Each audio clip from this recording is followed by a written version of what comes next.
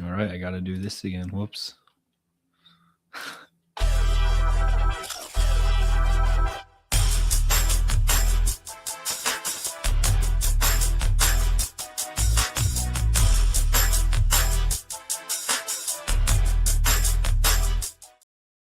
All right, somebody's got to teach me how to run this equipment because I clearly do not. Welcome into another edition of the North Idaho Prepcast here on IdahoSports.com. As always, this Prepcast is brought to you by Cornerstone Insurance, one of our favorite sponsors that we have for the Prepcast, and it's always on YouTube, Facebook, and our X account. If you can't catch it live, you can always catch it later. You can even find it on like your Apple Podcasts or Spotify, wherever you may find your podcasts. But yeah, it should be a fun episode. I'm Hayden Uhlenkott, one of the co-hosts.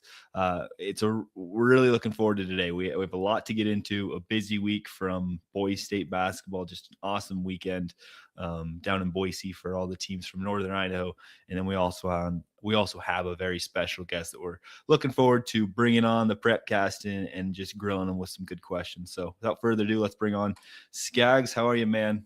What's up, my man? Winter sports are in the books. Dude, it's done. You got what? We were driving by the other day and you had pitchers and catchers out there from Lake City practicing. You have the track teams are out and about. And yeah, I mean, you put a bow on it. Winter sports are over. It's not that they're forgotten. It's just they're done for right now for this year. Mm-hmm. Yeah. Fun. I mean, technically, we do have one more winter event. It's the All-Star basketball game next week. But that's true. Okay, I'll give you that. But you're right. A really fun year. Really successful weekend for boys basketball. We'll touch on it in a minute. Really great weekend for girls basketball. A few weeks ago, we had a couple state champions from the north, but we also had a really good turnout in wrestling from Northern Idaho. A lot of good finishes from teams. The girls did really well, but we also had some individual performances. And so without further ado, let's bring on one of the state champions that we had from Northern Idaho, none other than Parker Bagley. How are you, man? Excited to have you on. Thank you. I appreciate it. I'm glad to be on here. Dude, so Parker, state champion in wrestling. How does that feel, man? It feels great. I would say practicing was the main thing to get to that point for me. So, I mean, the season, I don't want to say started rough because I thought you were doing very well from the beginning. I got a chance to watch you at Tri-State, and you had a pretty darn good showing at a really, really difficult tournament with a lot of good kids there. I was standing next to a couple of really, really well-known coaches in the state of Washington, and when you hit the mat in your placing match, it seemed like every eye in the place gravitated towards your match. And it's kind of crazy because you don't see an athlete necessarily your size be able to move the way you do. But there was a lot of guys talking about the raw talent that's there. And one of the coaches goes, that kid's going to win state this year. And I was kind of like, he's wrestling for, what was it, like, were you in the third, fourth, or the fifth, sixth match at Tri-State? I believe I was in the sixth match. Yeah, okay.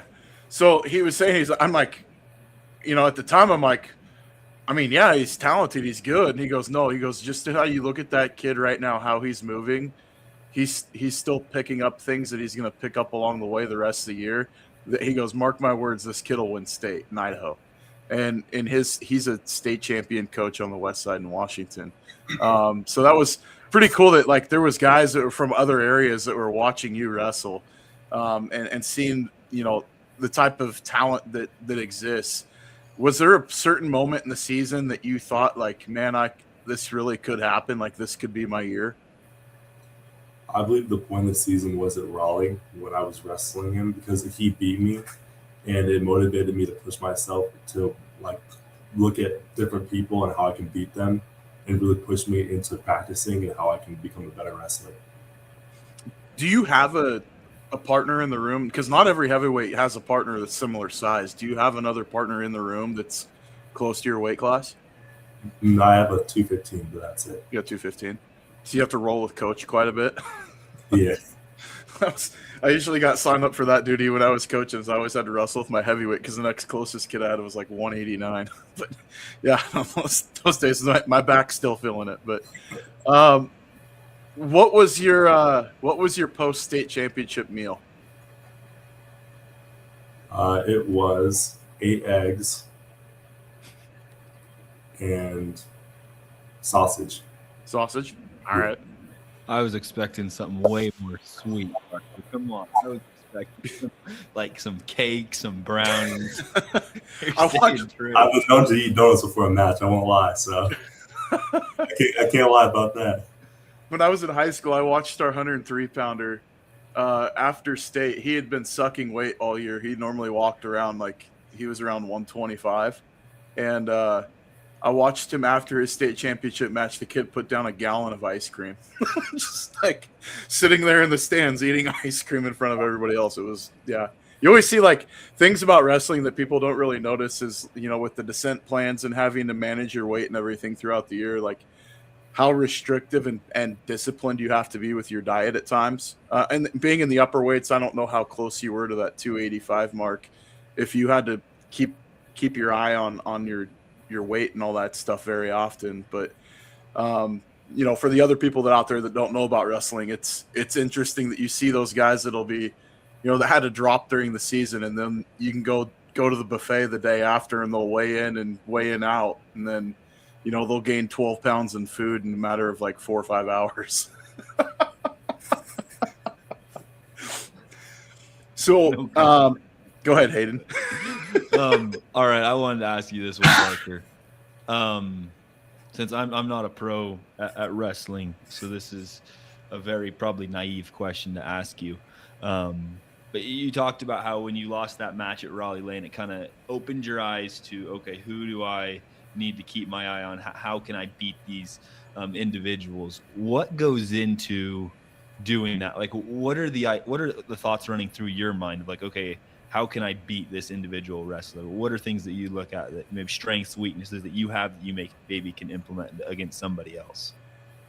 I would say the main thing that I look at is mostly just technique, the type of moves that they use, where they put their feet like in the mat and how they move their feet side to side, forwards, the type of people that they beat and how they beat them compared to bad people, and how they beat very good people that compete with them.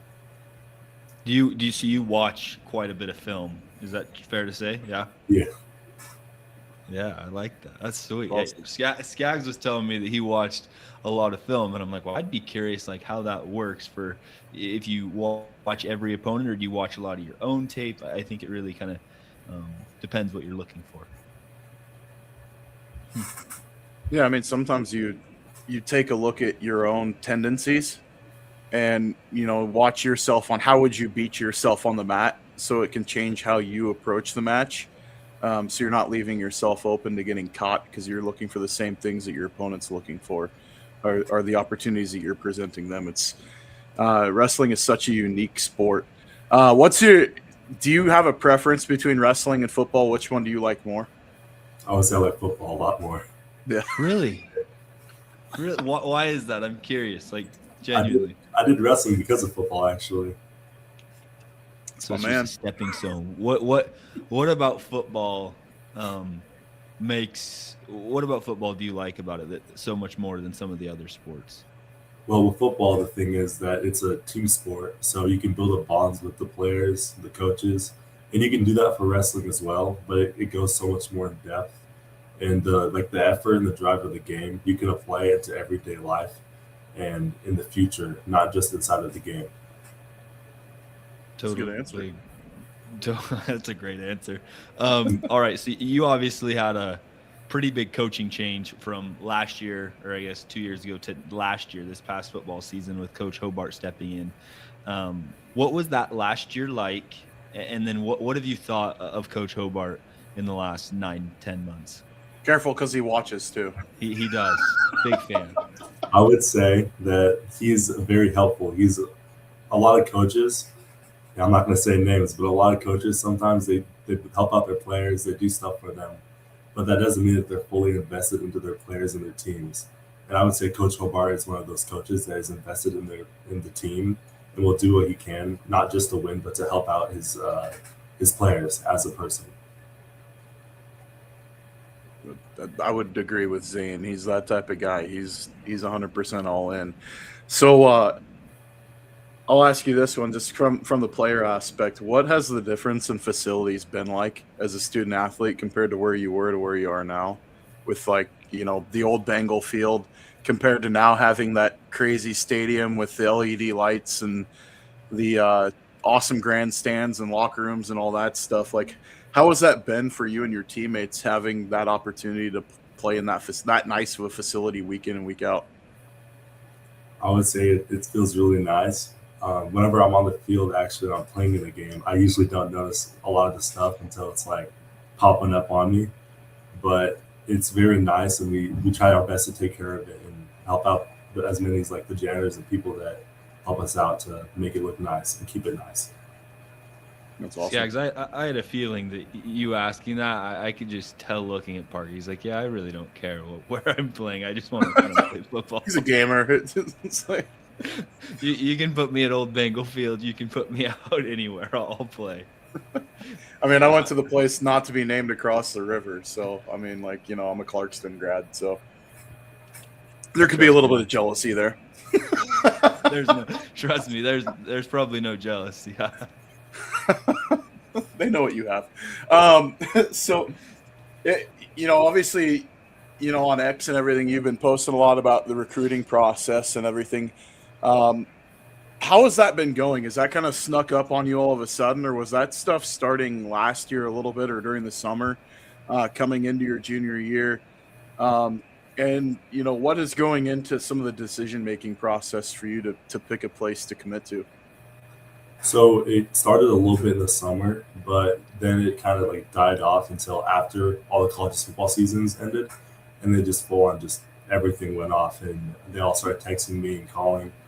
And the main thing with me is just the feeling of the team, how the coach feels to me personally, and the environment of the town and the people. I would say those are the really big things that go into it. Yeah, I mean, I know where Coach Harbart's dad probably wants you to go, but because he's a Vandal. But you don't have to give any hints or anything. But there's a team behind me right there that I'd love to see you play for as well. But yeah, with the process, you know, because not everybody gets recruited, obviously. I mean, you're going to see coaches around if you've got players on your team and stuff like that in the process. But breaking it down, like, what have they been looking for in you more than just what you're able to do on the field? Like, what have been some of the things that they've had conversations with you about in this recruiting process where they want to really get to know you? They mostly, they just want to get to know me. They want to ask what type of person I am. Grades are a big part of it. They want to just experience me face to face, person to person, so I can know how they would value me and what type of person I am mostly. So does campus matter to you at all, like where you play, or is it more related to the coaching staff and the players? I would say it's more related to the coaching staff and the players. I mean, the campus, it can be nice, and I would like to look at like the places that I have for education wise and how they have it in their college. But it doesn't really matter where I play, more who I play for and who I represent. What are your I know this is a year ahead. Have you thought about what interests you educationally wise? Like, what are you interested in maybe pursuing a major in? I would say I'm either interested in business or health. Health, I like it. Nice. Business is applicable, man. That's a good degree. Absolutely. I want to ask you one other question. Back to this last year, you could even say your sophomore year as well. What was your favorite moment of this past year in the football world? Whether it was a game, whether it was practice, what stood out to you? I would say the thing that stood out to me was, so when we lost to Lakeland, right, for one of our football games, and then we beat Sandpoint as well. So we had like a match where we had to play each of them in Coeur d'Alene. Mm-hmm. And I would say that after we won that was the thing that stuck out most to me during the football season.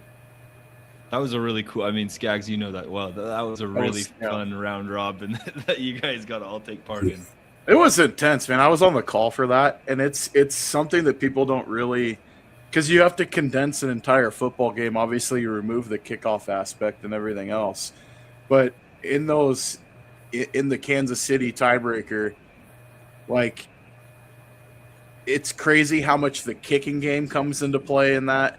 Like the special teams aspect where you get one either muffed kick or blocked kick or, some of those other things, just one blown assignment and then they score. You turn around, you go score in the next play, then you go for two and the win. And like, it can go so quick. Like one of those games, I can't remember if it was Lakeland and I think it was Lakeland and Sandpoint. I think there was a total of like 3 plays and it was done. And, then you guys go out with Lakeland and it's just like knockout, drag out. Your guys' last head-to-head went, gosh, I don't know, probably 20 minutes where you guys were just slugging it out. And then you had to turn around and play them again the next week at your place, which was another awesome game. I mean, I understand that you guys came out on the short end of that one, but have you kind of realized now with being in the 5A ranks that it kind of cemented a little bit of a rivalry with some of these schools, especially like a Lakeland, because you've played so much in the last year? I would say that I don't really get into rivalries because at the end of the day, you just have to play each team with your 100%. So I don't really get into all of that. But as a team, I think that we are going to get into a rivalry with Lakeland. Like it. I like it a lot. Yeah. I mean, from the fan aspect, too, I think that makes it healthier. I mean, I think the 5A is going to be – we've seen it just this last year. The competitive, field between you guys and the 6A and the gap isn't really there as much as it used to be. I mean, there's still obviously the Coeur d'Alenes of the world, but you guys have been able to step toe-to-toe with them in the last couple of years and knock them off. So, you look at things and, people want to say your true rival might lie across the river, and I don't think that's necessarily true, just because if you look at the record, I mean, it kind of speaks for itself. Lewiston's been flat out dominant in that game in the Cross River rivalry. But, you look at going into wrestling season, and what was the mindset change for you going from football to wrestling?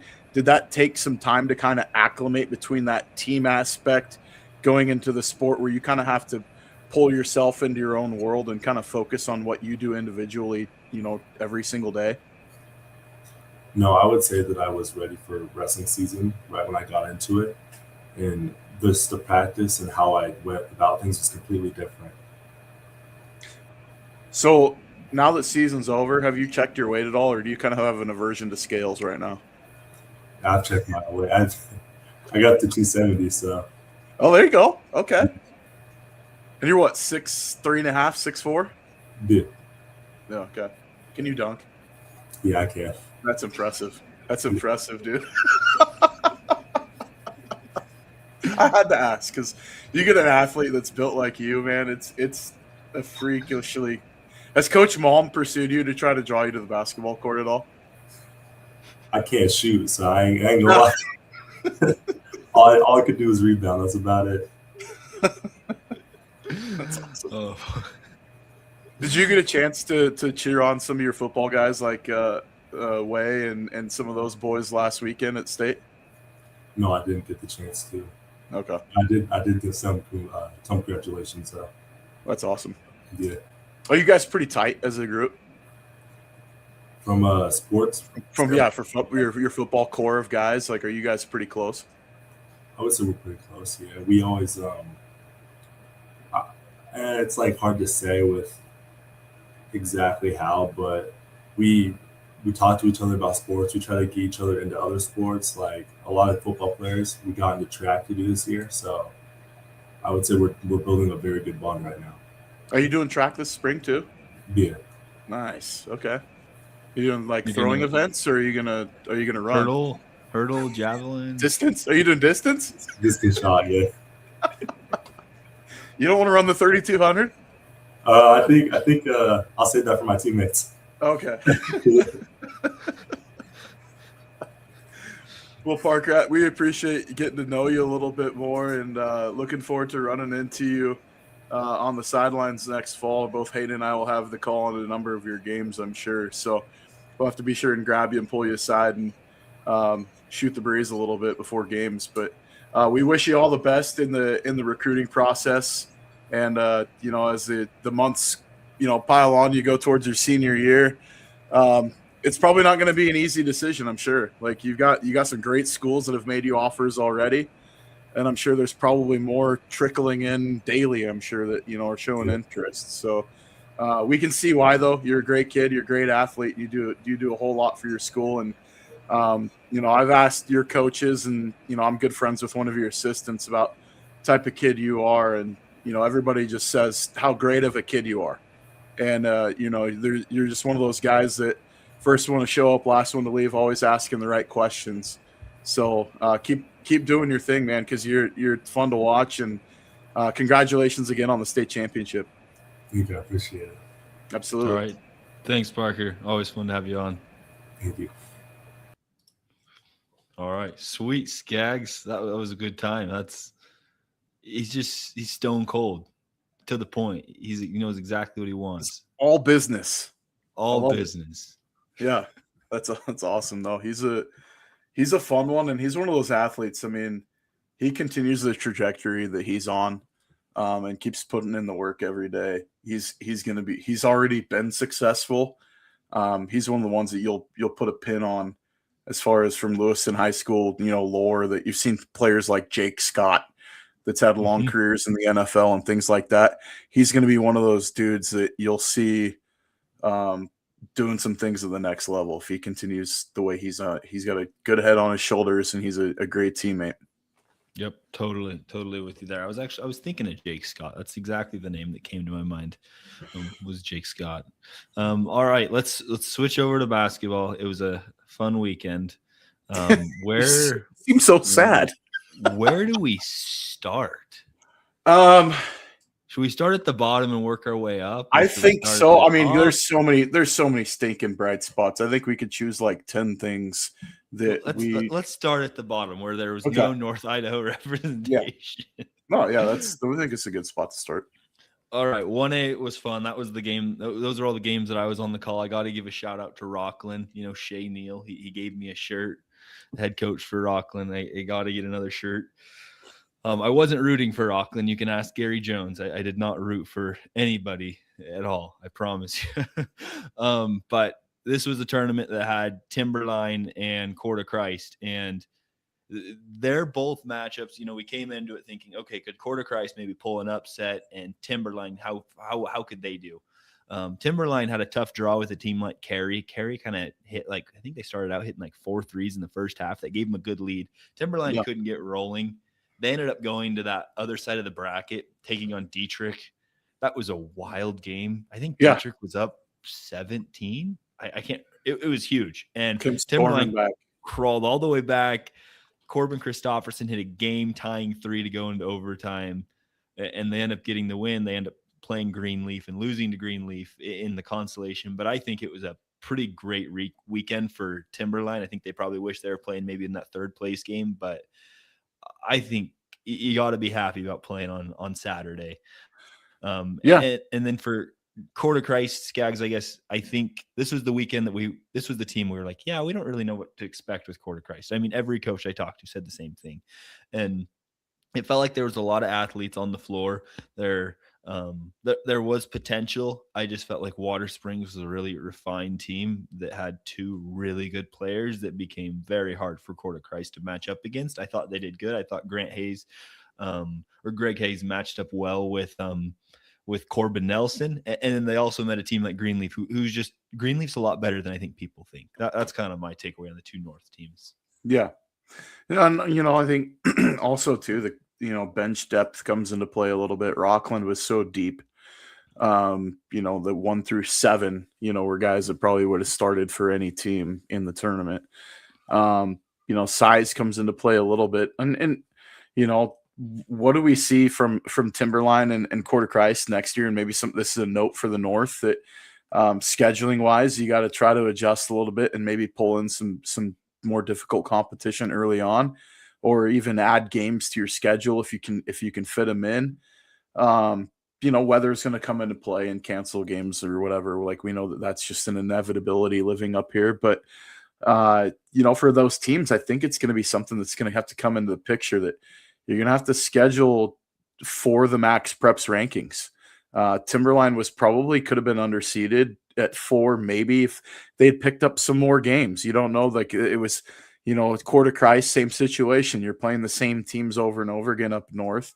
It's not going to give you a lift in the rankings if you beat the same team 3 times. Like, you're just not going to get the bonus points there, as opposed if you were going to play a class up. If we look into our comments section with, Sean jumping in, he added that play class up. I think that's going to be the ticket for them, especially as we see some of the changes within, classifications next year. There's going to be opportunities to do that because the White Pine's going to get a team smaller. They're going to lose, a team down, and there will be opportunities open up for scheduling for a team like Timberline.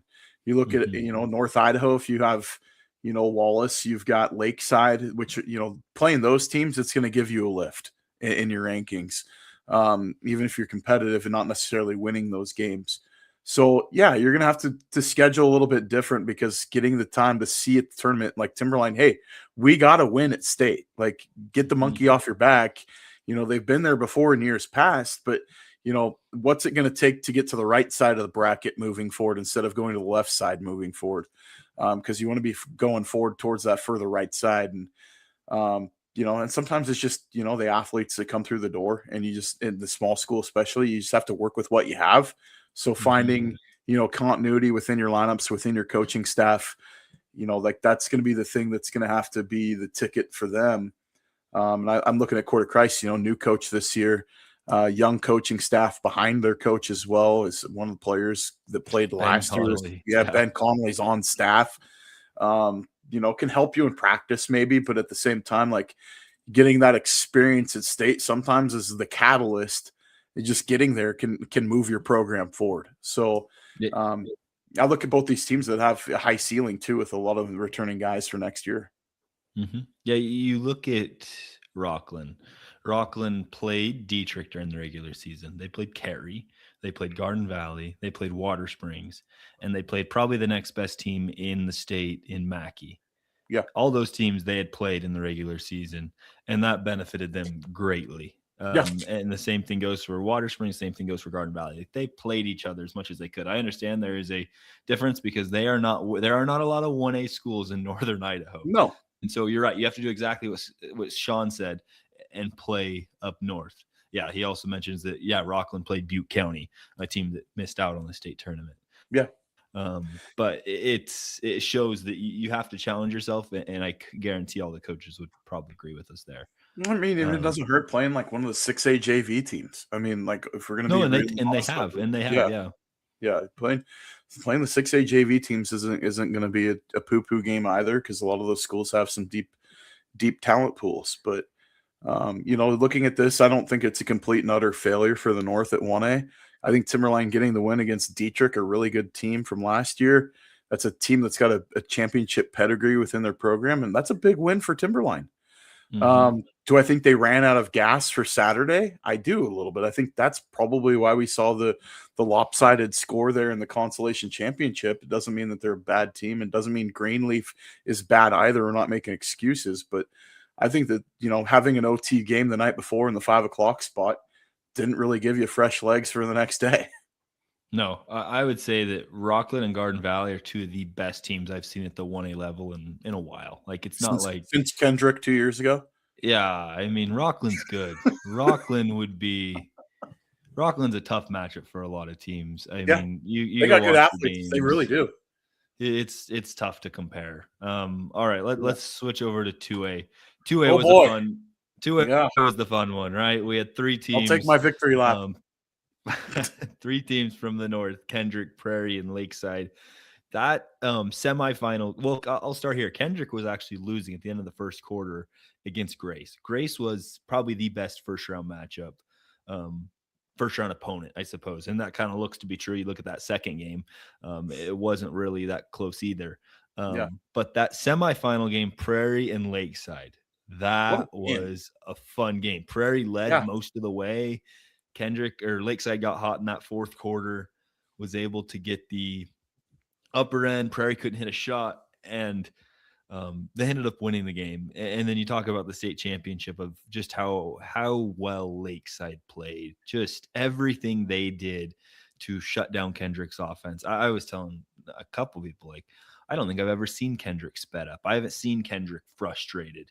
It was just a different feel, and it was because of how well and how fluid this Lakeside group was, and that's why they You won. know, yeah, and you go into it too, and I'm going to give a lot of kudos to Coach Two Teeth, because it appears that everything he does has a purpose. With the way he trains his team or lets them play to their strengths, he knows he's got a team that can get out and run the floor. He plays to that strength and coaches to that strength. If he knows that there's a guy on a heater and he's lighting it up from three, he's going to give him the green light to throw it up. If he knows that, the dribble drive, extra pass, that when you draw the second defender over and get the extra pass on the inside and finding an easy bucket, if that's going to be successful, they're going to go heavily at it. They're going to exploit what's given to them. They don't play outside of who they are. They play to their strengths and what's working for them. And I think Coach Two Teeth, I'll go all the way back, a couple years to that Lapway championship game when Lakeside beat them. And it was like, how did they do it? It wasn't that they limited Case Wynot from going off and scoring 30 plus, because he did. What it was that, hey, if he's going to go off for 30 plus, can we limit, Year Out and some of the other guys from getting 20? Can we limit them from getting, the easy buckets or the open three? This is like, and it kind of translates. It's like, are we going to be able to completely stop Raleigh? Like, I think Raleigh still had a really good game, but Tyson had a better game. Holla played well. That freshman guard that they've got is a stud. And, there's some pieces with that Lakeside group that they're going to be good for the next few years, just because a lot of those pieces are coming back. I know that they're going to lose their top two scorers, but no, Lakeside winning the state championship didn't shock me at all, because they came in. I think this is where the unknown aspect came into play. Lakeside did play Prairie twice, which I think was a brilliant schedule move for them. They knew what to expect when they matched up with them, and they made the adjustments late to beat Prairie, and they did a great job of it. What I think it helped them with, though, was like kind of the unknown side was Kendrick didn't know just how fast Lakeside was. They didn't know how well they moved the floor coming into that game. And Lakeside just took, advantage of it. The first couple quarters were tight, and then Lakeside just decided to stretch their legs a little bit, and it got ugly late. And, hats off to the Knights, man. What a season, getting a state championship against, it was the premier matchup we wanted, and Lakeside just flat out came out and they won it. Like, they took it. And that's the phenomenal job from Lakeside. And Kendrick had a great season. Prairie going third, having to play the play-in game, coming all the way through and taking third is still a big deal for them. The North here absolutely shown. Taking the top three placings coming out of state is just a great thing for North Idaho basketball. And looking forward to these teams. And, a lot of them return some really nice pieces next year too. A lot of them graduate some stars as well. So it'll be kind of a changing of the guard in some sense. You'll see those, third, fourth guys in the lineup have to step up next year. And I think there's some teams that will really be able to reap some benefits from that. Lakeside and Kendrick, namely, I look at being ones that could be really darn good next year again. They'll just look different. And that's okay. I think, it's high school. You're only guaranteed, that game the next week. And, kids move or graduate and those things change. You're never going to have one guy forever.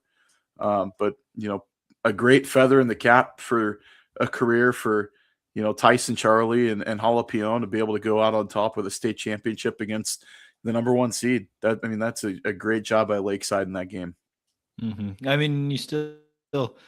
You look at Kendrick's body. I thought Coach Kirkland did a great job in his speech. He's, at the end of it, after he said, that game does not define Kendrick. Like, you look back in 20 years at the body of work. Oh yeah. You look at Colt Kemp and Raleigh Rotosender. They have 7 state titles. There's a really good chance they're going to end with 8 if they win baseball. I know that's a ways out, but like, That's insane. No one comes close to that. There's schools that don't have that many state titles, and Yeah. those two individuals do. And it's In like, all that's sports. impressive. Yeah. In all sports, like it's incredible. So No, they should be really proud of what they have. Yeah, and it's like, and they still have they're 4 years, 4 championship games, 2 state championships. Just an unbelievable, like you said, body of work is overwhelmingly present. Lakeside, it's like 3 championship game appearances, 3 titles in the last three appearances.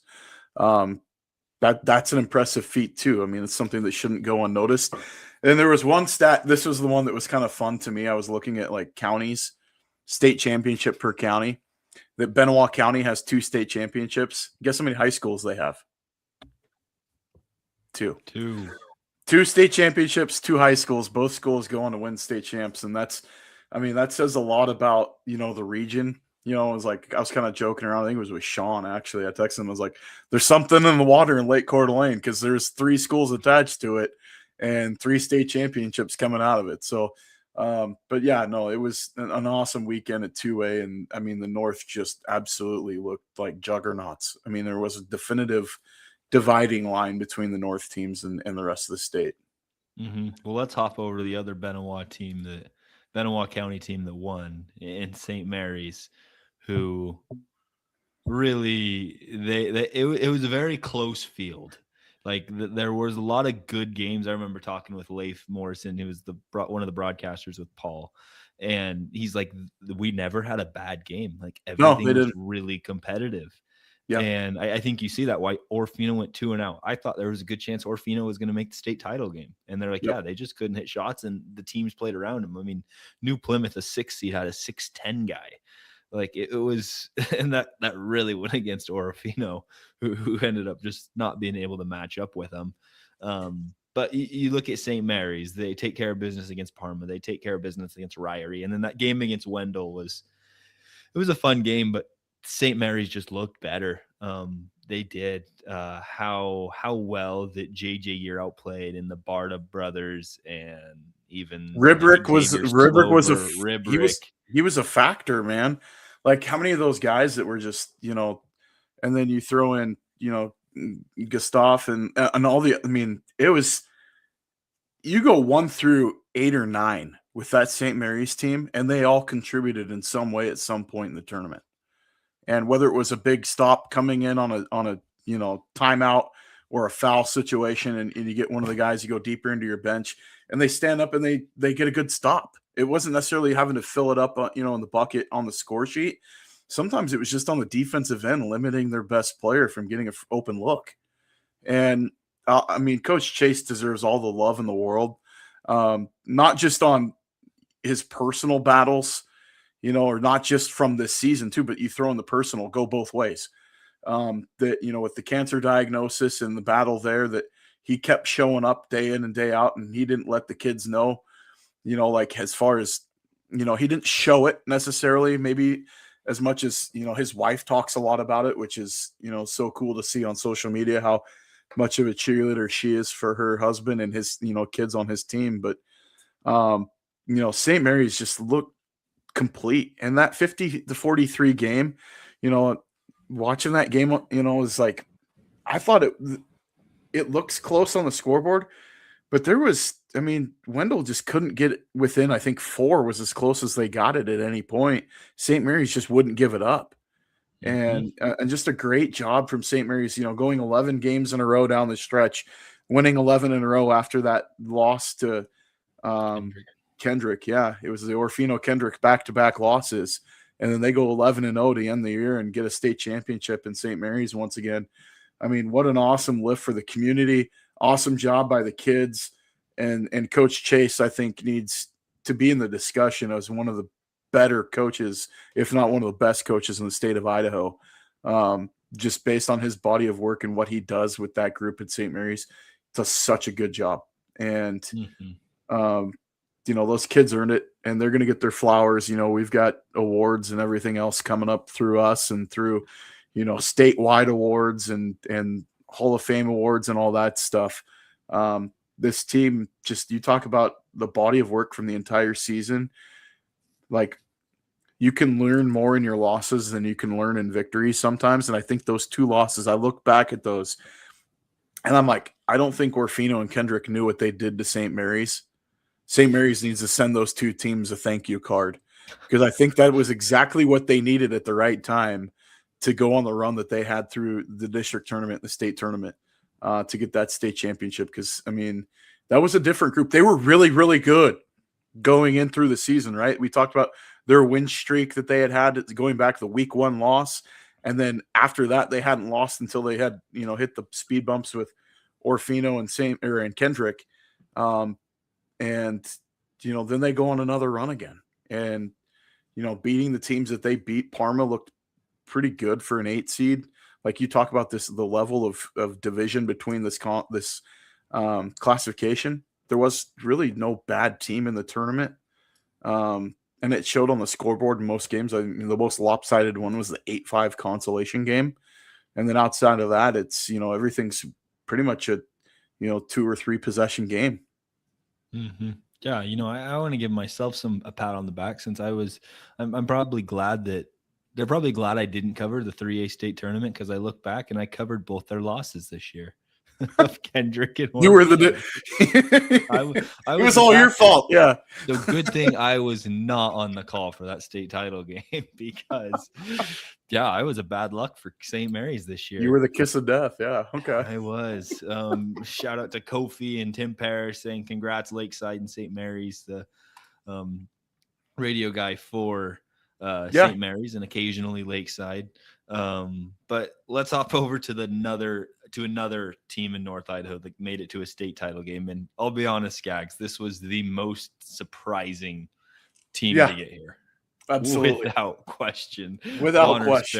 Bonners Ferry just went on a crazy run. I mean, when I did their game against Weiser last Saturday, I thought, there is I think I could see them beating Gooding, but I was like, I don't know what's going to happen after that. Like, I'd be worried. And they jumped on Teton, made them so uncomfortable, and they ended up getting that win. And then they just ran into possibly one of the best teams in the Treasure Valley. I mean, there was talk that Cole Valley could have played with Bishop Kelly. They only lost to Bishop Kelly by a few in the regular season. And I think Cole Valley, man, I would not want to be in 4A next year because they're going to be almost impossible to beat. And I think when I talked to the broadcasters with Idaho Sports, Lucas Gebhardt and Lance Taylor, they were both like, Bonners Ferry, those 2 games, they put it all on their starting group, and they just did not have enough after running into that final game. Yeah. I mean, you could kind of see they ran out of, but at the same time, like, you rub shoulders with the success that they've had in this run over the last, 4 years, right? 4 years, another 4 state championship games, right? Mm-hmm. They lost on the front end of that run, and then they won back-to-back, and then they end up there again this year without that big crew that we had been talking about and raving about with Asher Williams and, all the other guys that were in that group. And, kind of coming to this year, and they were hovering just above 500 most of the year, or at 500 or under 500 for a stretch, just because of the difficult schedule that they had put up. I think it shows, though, what really showed up is that, Bonners Ferry playing the 5A teams and scheduling who they did and playing the St. Mary's and playing the teams that they had on their schedule. That shows you how good competitive basketball there is in North Idaho. Is that, and we'll talk about the team next, right? In the next classification. But, you look at the North and it's like it gets slept on because it's kind of tucked away from the rest of the state with all the big media markets and everything else. And, Bonner shows up and they're like, hey, we've been here 3 years in a row. We can, some of those kids were sitting the bench, watching the state championships be won, but it was their turn to step up and they delivered. And in the Teton game, I go back to that one and I was like, good night. Cause they went out and they were blowing the doors off of Teton at one point in that game. It wasn't even particularly close till Teton closed the gap in the 4th quarter.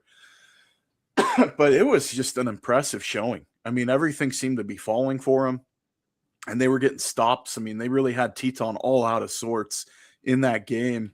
But I think, Lance nailed it, though, is that the amount of effort that it took to get through that Teton game and finish that one up, I mean, it drained the tank. I think that was really, you could see the defining line when they got to the state championship game was that the legs looked a little heavier. There wasn't as much rise in the jump shot. There was, just a little bit more of that, some of it looked a little flat at times. I don't think it takes away from the season because,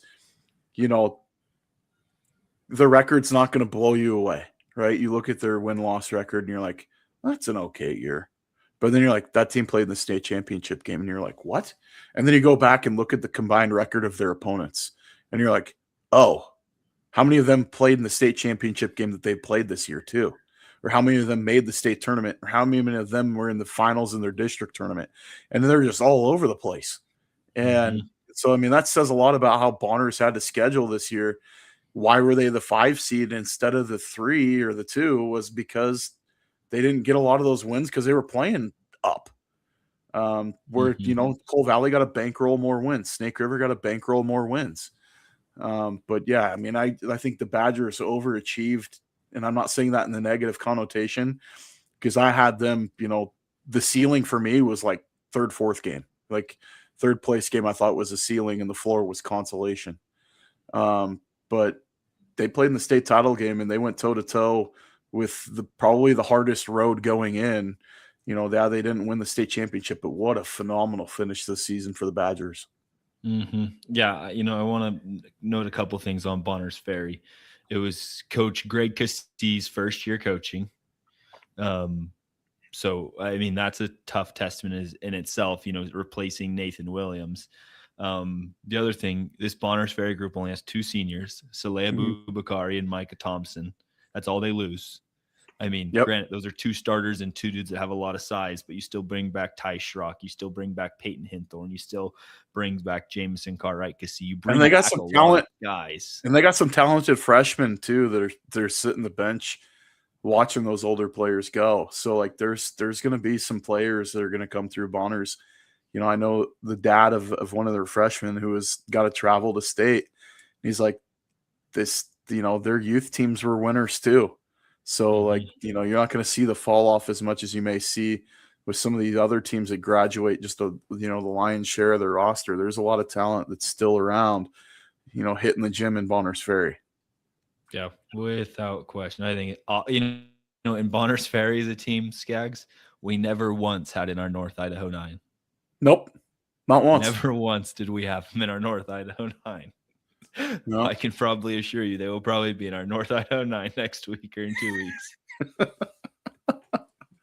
Yeah, no, that was probably make the cut. Yeah, no, congrats to them on making the state title game and the 2nd place finish. And I mean, plus there's got to be the emotional roller coaster of beating Teton in the semis. I mean, that's, you're David slaying Goliath at that point. And, then you have to turn around and play the most important game of the season the next day. There's a lot into that one. So yeah, what a ride though. And what a tournament from the Badgers. Holy smokes. Yeah. All right. We still have 2 more. It's crazy how good North Idaho was. All right. Lewiston. This was, my goodness. I did the 1A state tournament. I did the 1A state tournament and I said, that was one of my favorite games to watch all weekend was Garden Valley and Rockland. That was a ton of fun. And this one topped it. This was an awesome ball game. Just how Lewiston, even getting pushed by Burley, who's a lot better 8 seed than you'd maybe think. I mean, they beat Blackfoot. They get pushed by Columbia, a team that wins 3rd. And then they go to Bishop Kelly and are down 19 in the first half, and they crawl all the way back. And so close, and couldn't hit free throws down the stretch. They didn't get their first lead of the shots. Yeah, they couldn't get the lead. Was a minute and 30 left in the game. Just phenomenal effort from Lewiston.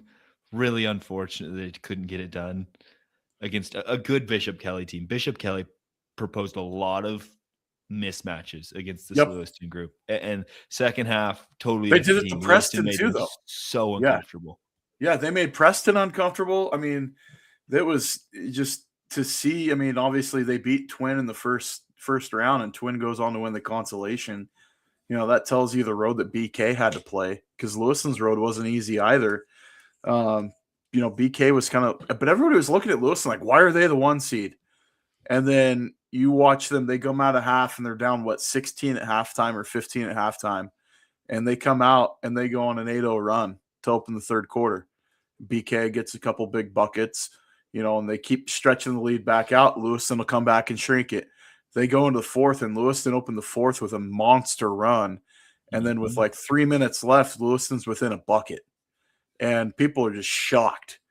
The Bengals were able to crawl all the way back in that game. Like you said, down 19 at one point in that game. They were down in the second half. They were down 18 at one point. And they came all the way back, and then they took the lead with 1:30 left in the game. And I thought when they got the lead, I'm like, I don't know if BK is going to have the gas to match this Lewiston run. But the foul trouble, that was where Royce Fisher fouls out with, 13 seconds left in the game. And, the inbound play that didn't go as drawn up. And, there was a little bit of miscues there. And the slow start, I think, in the end of the day is what doomed Lewiston in the championship game. I don't know if it was the last 2 minutes. You can't blame the last 2 minutes on either coaching staff. Mm-hmm. It was the first 8 is what doomed Lewiston. You let BK just get out to a monster lead. And, with a team like that can come back with size on the defensive end and shut down the dribble penetration. And so they had to get it done from the outside.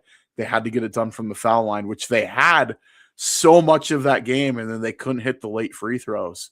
That was it a mountain too tall to climb? They lost by 1. And I think if there was, 4 more seconds in that game, we may have probably seen the game winner from the Bengals. That's the type of finish that we saw in that game. But I mean, it doesn't put a dim light on Lewiston's season by any means. I think that they had as good of a season as any team in North Idaho. They just didn't win the state championship. But the Herculean effort that it took to get back in that game, and it took everyone. I mean, where you were getting phenomenal defensive plays from guys like Rudolph, and not necessarily, it wasn't necessarily Royce Fisher every play.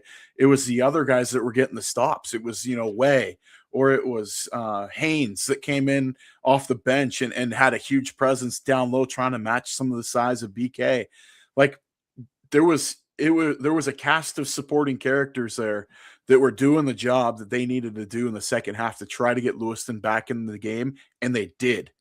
It was just the unfortunate missed free throws and some miscues that happened on back-to-back possessions is the only reason Lewiston didn't hoist the blue trophy. Yeah, I mean, I'll say this last thing about Royce Fisher. I think, for starters, LCSC is getting a steal when I say they're that is a dog, man. Royce Fisher is a dog. He reminds me kind of a Colton Mitchell, but with a little bit more height. They are getting just a phenomenal player. Shout out to Colt Mitchell, by the way. Vandals got a big win last night, so they're in the championship game playing for in the state title. Yeah. We'll talk about Colton Mitchell's alumni in a second. The other thing I want to say about Royce Fisher is he made the right play on the foul. He did, without question. You see sometimes star players not make that play because they don't want to foul late. They don't want to be the ones taking that foul because they don't want to leave the game. I think when I saw Royce Fisher make that play, I was like, you know what? That's exactly what you do as a basketball. That's falling on the grenade, man. It's exactly what it was. He had to fall on the grenade. That foul had to occur, and he fell on the grenade. He took it for his team, and he's like, well, I mean, that's my 5th. You guys are going to have to pick it up and take it from here, but at least you're still in it. Because if he let that one go, I mean, he's got an easy road to the bucket. So, yeah, it was one of those ones they needed a foul there, and he's the only one in position to make it. Totally. All right. Colton Mitchell's alumni. David. His alma mater. His alma mater.